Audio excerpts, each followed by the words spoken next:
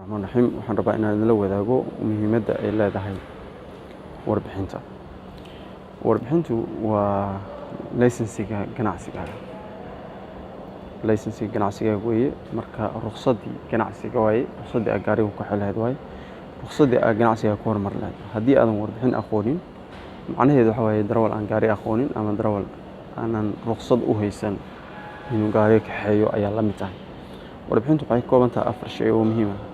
Shayga midka koowaad waxa weeye warbixintu waxay ka hadashaa kambaniga problemka uu xalinayo, caqabada u jirto.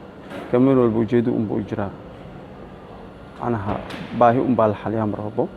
Baahida kambaniga uu doonayo inuu xaliyo waxay kala kooban tahay warbixinta maxay ahayd kambaniga profile-kiisa, taariikhda kambaniga, inta uu soo jiray, hantida uu leeyahay, waxa uu tacbay.